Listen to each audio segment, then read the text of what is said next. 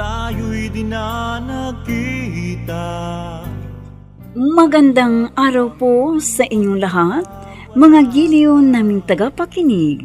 Narito po ang karugtong ng kasaysayan na itinampok namin sa linggong ito, dito sa ating dulang. Luha.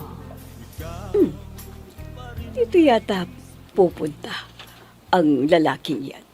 Dito siya nakaharap eh. Teka, oo nga. Teka, lalabas ako. At nang malaman ko kung ano ang sadya ng mamang ito. Oh, bakit? Anong sadya mo? Magandang hapon mo, misis. Dito ho ba nakatira si Elsa Saragosa? Si Elsa pala ginahanap. Bakit nga? Balikbayan, Max po. Deliver po para sa kanya. Delivery ng ano? Saan galing? Sa ibang bansa po. Galing sa ibang bansa. Teka. Pinadalhan na naman siya ng tatay niya. Dalian mo! Nagbabadali ako. Ang walang hiya. Nagpadala na naman. Ikaw lang ang tanging mahal ko sa buong buhay kong ito. Pag-ibig ko'y tanging ikaw lamang, sa puso ko'y nag-iisa ka lang. Dalian mo ngang kumain. Kahit kailan talaga ang bagal mong kumain. Mami naman, huwag niyo ako madaliin. Ninunguya ko mabuti yung pagkain ko eh. Dalian mo para maalis mo itong pinagkainan natin at madala mo sa lababo at dito ko ilalapag ang laptop. Mami, pwede ba? Doon na lang kayo gumamit ng laptop sa sala. Bakit ba? Mas marunong ka pa sa akin, ha? Sinabi ng dalian mong kumain eh. Oo. Siya nga pala, Mami. Tinawagan po ako kanina ni Tita Mayet. Tinatanong ako kung natanggap ko na raw yung padala ni Daddy sa akin. Anong padala ng daddy mo? Wala akong natatanggap na padala ng daddy mo. Kaya huwag mo akong hanapan ng kung ano-ano. Dahil walang kwentang tao ang sinasabi mong daddy mo.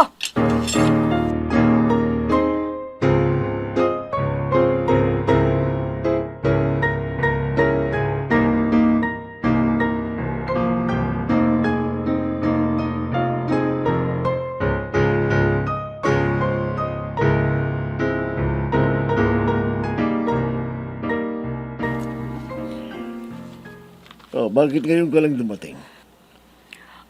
Pinapunta kasi ako ni Inday sa bahay nila. Siya nga pala, may ibibigay ako sa'yo. Anong ibibigay mo? Kung hindi lang perang bibigay mo sa akin, huwag na. Huwag ka na magbigay. Ito naman, hindi mo pa nga nakikita ang bibigay ko eh. Nire-reject mo na kaagad. Heto. Pera ang kailangan ko. Bakit hindi mo tingnan? Tingnan mo para makita mo. Ito tanggapin mo na. Ano ba ito? Pabango yan, para mabango ka na yayakap sa akin. Mabango nga. Nagustuhan mo ba ang amoy ng bigay kong pabango mo? Nako, talagang maganda yung amoy. Saan mo ba nabili ito? May pera ka pala. Sabi mo wala kang pera. Ngayon, pabili-bili ka pa ng pabango. Magkano naman ang bili mo nito? Hindi ko yan binili. Galing yan kay Inay. Ibibigay sana kay Elsa. Pero kinuha ko para sa iyo. Total, pang unisex naman yan eh. Heto pa. Lotion. Para hindi magaspang ang kamay mo na mag-ha-upload sa likod ko. Branded ang mga ito Pamoy nga. Napakabango naman ito. Mamahaling ang mga ito tamang-tama. Wala akong pera. Ibebenta kong lahat ng ito para magkapera ako. Alejo? Bakit? May reklamo ka? Humihingi ako sa'yo ng pera ayaw mong magbigay. Ayan, ibebenta ko na lang ang mga ito para magkapera ko.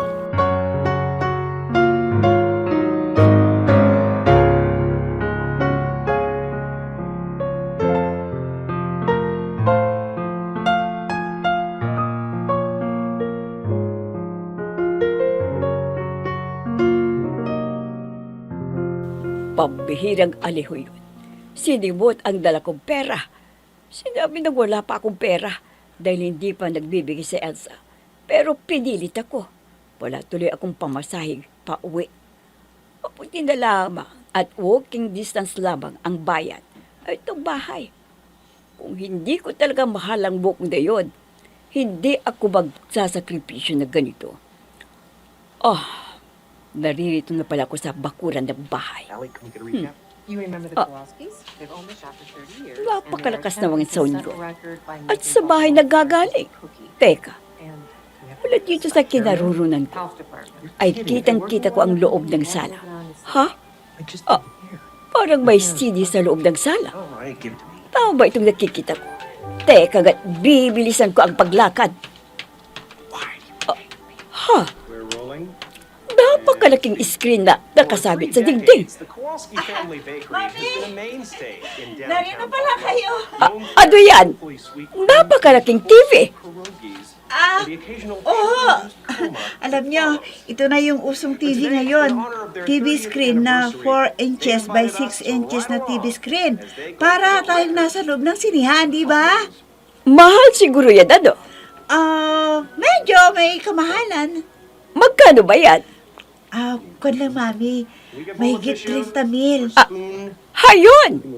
Mahigit 30,000 na kaya mong bumili ng ganyang kamahal na TV. Pero wala ka pang naibibigay sa akin. So tell me, Di ba? Mom, why Kabibigay ko lamang sa inyo nung isang araw. Nung isang araw, bakit? Wala ba akong pinagkakagastusan? Oh, ano bang itinatayo-tayo mo dyan? Kunin mo ng wallet mo at bigyan mo ako ng pera.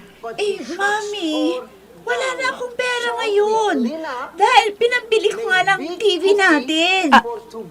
Bagong TV? Aanin ko yan. May TV naman tayo. Makakain ko ba yan, ha? So tell me, Pabili-bili ka pa ng bagong TV. Samantalang kung humihingi ako sa'yo ng pera, hindi mo ko binibigyan. Mami naman eh. That's right. Diba? You must be Binibigyan wonderful ko naman students, kayo. green faces. Bibigyan mo ba ako ng pera?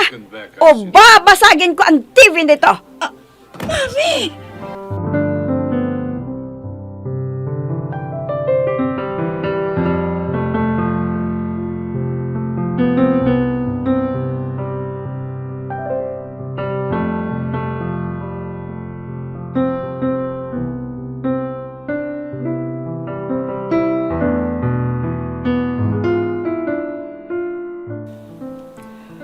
Nakabihis ka. Aalis ka ba? Oo, Mami.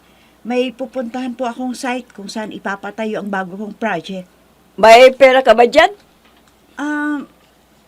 Bakit po, Mami? Tinatanong kita. Sinasagot mo rin ako ng tanong. At isa pa, bakit mo pa ako tatanungin kung bakit kailangan ang pera? Natural. Gagastusin. Alangan namang itatago ko ang perang ibinibigay mo. Magkano ba ang kailangan nyo? Kahit 5,000 lang. 5,000, Mami?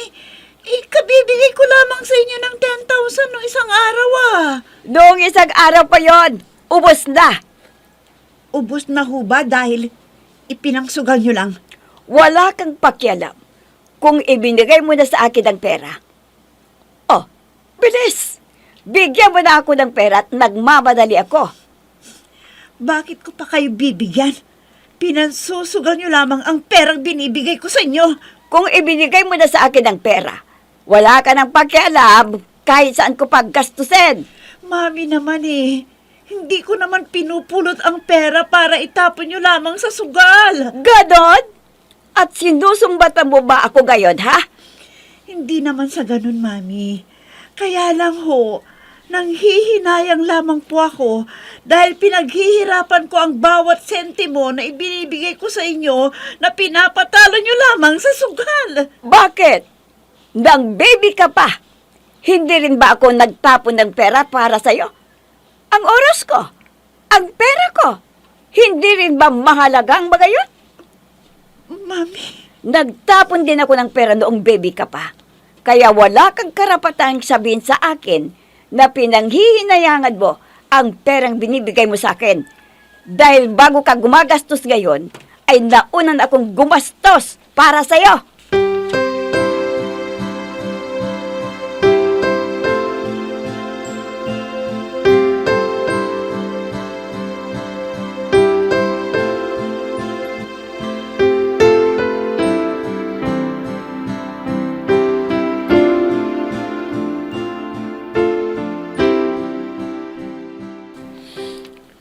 alam mo, naiinis ako talaga kay Mami.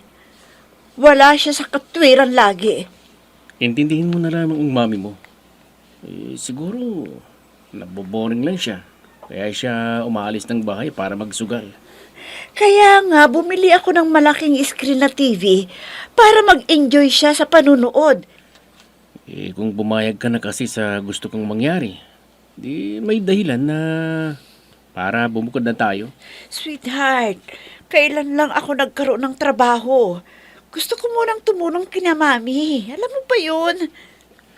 Tutulungan naman natin ang mami mo kahit mag-asawa na tayo. Sobra nga sa ating dalawa ang kinikita ko. May sariling bahay na ako kung saan tayo titira, kasama ng mga magiging chikiting natin. Oo, alam ko. Pero gusto ko ring matikman ni Mami ang perang pinagpapaguran ko. Ang sarap kayang tumulong galing sa sariling perang pinagpaguran. Naiinis lang ako sa kanya. Dahil sa halip na ibili niya ng pagkain o damit niya o iba pang kailangan sa bahay, pinangsusugal lang. Hindi pa ma-appreciate ng Mami ang ginagawa ko. Kung minsan tuloy, napapaisip ako eh. Napapaisip na? Ano? Wala. Kumain na nga tayo para kabili tayo ng pasalubong ko para kay Mami. Para wala siyang masabi sa akin. Dahil hindi ko siya nabigyan kanina nang humihingi siya ng pera sa akin. Kain na. Kalimutan mo na yung sinabi ko. Isa ka lang.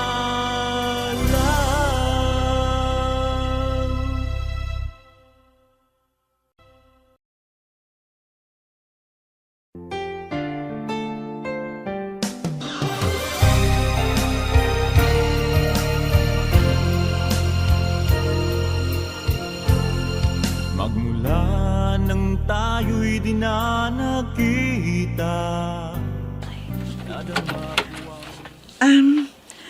Mano po, Mami? Bakit ngayon ka lang? At saan ka ba galing? Kasama mo naman ang Romy na yun. Titingnan mo lang kamo ang site, pero inabot ka pa rin ng dilim. Saan ka bandiyaya ng Romy na yun, ha? Mami, medyo maaga pa nang dumating ako dito sa bayan natin. Kaya, niyaya ko si Romy na pumunta ng mall. Wala ka na ba talagang alam gawin? Kung wala kang trabaho, kundi bagbulakbol. Abay, hindi ka na nakakatulong dito sa bahay. Anong gusto mo? Ako lagi ang magsisilbi sa'yo. Na ipagluluto ka lagi. Hindi po, Mami. Ang katunayan yan, pumunta ako sa mall para bilhan ko kayo ng damit at sapatos. Nasaan ang pinabili mo na para sa akin? Sandali lang, ha? Ito po, Mami, oh! Wow! Ito? Ito ang pinagmamalaki mong binili mo para sa akin? Ang pangit-pangit naman yan. Mami, branded po yan. Mahal po ang pinambili ko sa mga yan. Wala akong pakialam kung mahal o branded. Basta para sa akin, pangit yan. Ang dapat dito ay ito. Mami, anong ginawa niyo? Bakit niyo tinapon sa labas? Bagong bili yan at mahal pa ang mga yan. Yan ang bagay sa damit na yon. Pasalamat ka nga't itinapon ko lang kaysa gawin kong basahan. Mami! Oh, nanghihinayang ka? Sige, lumabas ka at pulutin mo at gawin mong tapunan ng basurahan, lintik!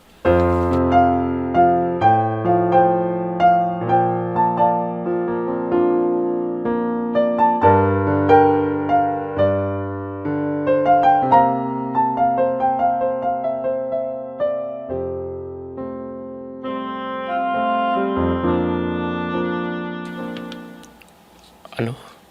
Ginawa ng mami mo yun sa'yo? Oo. Kaya kung minsan, kung ano-ano na lamang ang iniisip ko tungkol sa tunay kong pagkatao eh. Ha? Anong ibig mong sabihin? Naitanong ko na rin sa sarili ko kung tunay nga ba akong anak ni Mami. Sweetheart, ano ka ba?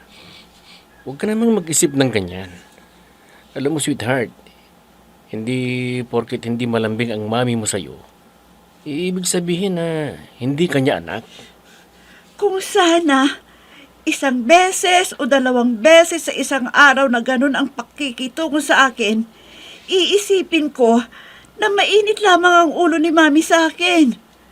Pero hindi! Bawat oras o bawat minuto na magkasama kaming dalawa, lagi siyang galit sa akin. Alam mo ba, wala akong matatandaan na magkasama kaming dalawa ni Mami na hindi siya nagagalit sa akin. Sweetheart, siguro mayroon kang nagawang pagkakamali. Kaya nagagalit siya sa'yo lagi. Ano? Ako? Ako pang may pagkakamali?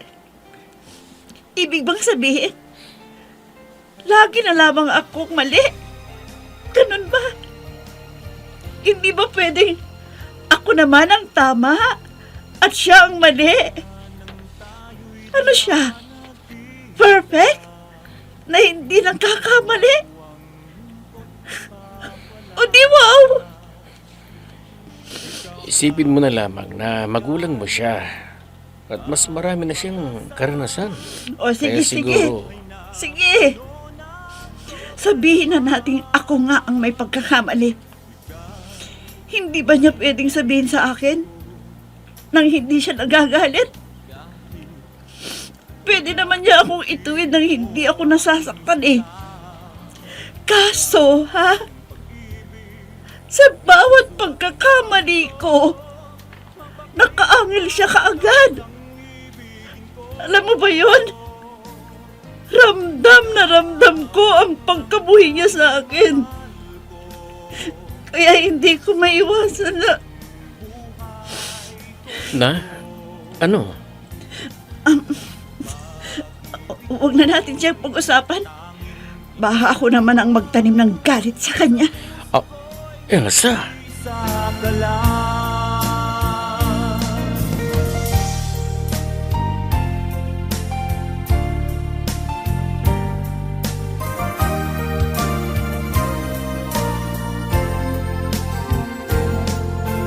Mga alaala nating di malilimutan, kay sarap ng ating suyuan. Lagi kong natatandaan, maligayang araw na. Ano na naman ba yung malaking kahon na nakita ko sa sala? Mami, bumili po ako ng aircon para dun sa sala. Maingay na kasi yung electric fan. Kaya sa halip na bumili ako ng bagong electric fan, aircon na lang para naman comfortable tayo, di ba? Ang dami-dami mo sigurong pera, no? At bili ka ng bili ng appliances. Mami, para na rin po sa atin yan. Lalo na't pagkatapos ng buwang ito, itag-init na naman. Tataos lalo ang bill natin sa kuryente niyan. Matipid po naman tayo sa kuryente ah. Bakit ba? Basta ka na lamang bumibili ng kung ano-ano. Uli-uli. Ipaalam mo muna sa akin kung may bibilin ka. Hindi ka ba nga nagbibigay sa akin kung ano-ano na ang pinagkakagastusan mo? Bakit? Ayaw nyo ba na komportable tayo sa buong bahay? Paano ako magiging komportable sa buong bahay? Maghapon akong wala dito sa bahay. O di pagdating nyo ng hapon, makapagre-relax kayong mabuti. Ganon. Makapagre-relax ako. Sige. Ipapakabit ko yan sa loob ng kwarto ko. Nag-iisa ka lang.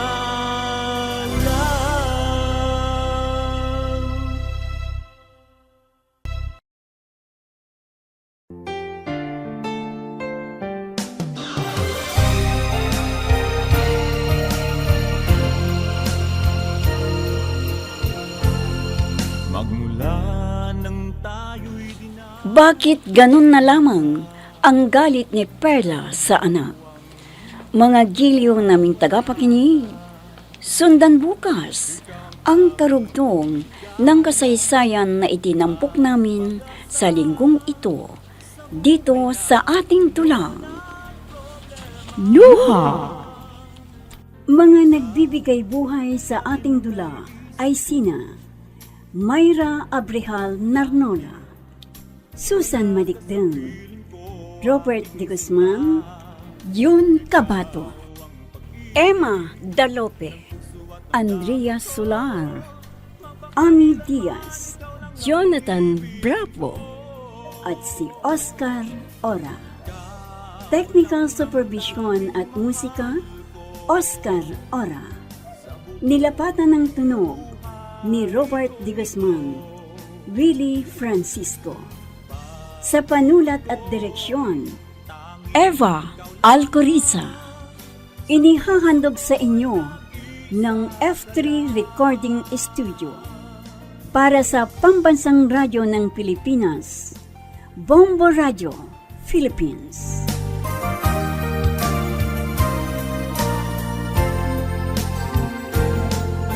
ang alaala nating di malilimutan. Kay sarap ng ating suyuan, lagi kong natatandaan maligayang araw nating nagdaan.